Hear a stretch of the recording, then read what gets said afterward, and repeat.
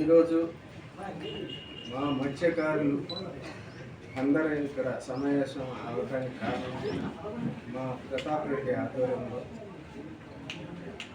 మా మత్స్యకారుల కోసం ఫిషింగ్ హార్బర్ జగన్మోహన్ రెడ్డి గారు రావటం, తొందరగా మత్స్యకారులకి ఫిషింగ్ హార్బర్ కట్టి ఇవ్వటం చాలా సంతోషించాం. అలాంటిది ఆ ఫిషింగ్ హార్బరు ఇప్పుడు ఏదో ప్రైవేటు కంపెనీకి ఒప్పచెప్పి వాళ్ళు చాలా మత్స్యకారులకి అన్యాయం చేస్తున్నారు. మేమంతా మత్స్యకారులంతా కలిసి ఏకమై మా ప్రతాప్ రెడ్డి గారిని కోరి జగన్మోహన్ రెడ్డి గారికి మా బాధలు చెప్పుకోవాలని మేము చాలా ప్రయత్నం చేశాము.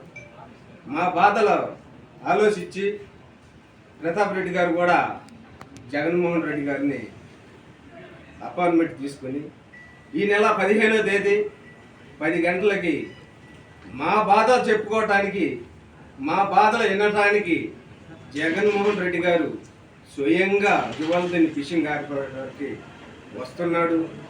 ఖచ్చితంగా మా బాధలన్నీ, మా 4 జిల్లా మత్స్యకారులందరూ బాధలన్నీ చెప్పుకుంటాము.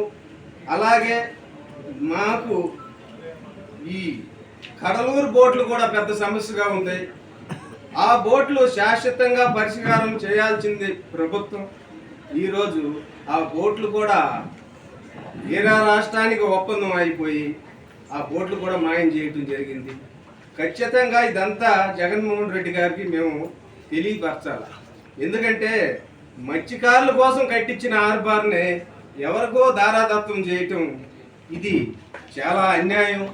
మత్స్యకారులు ఈరోజు అన్యాయం అయిపోతున్నారు ఫిషింగ్ హార్బర్ ఏరియా కంపెనీకి ఇవ్వటం వల్ల. కాబట్టి మా మత్స్యకారులందరి తరఫున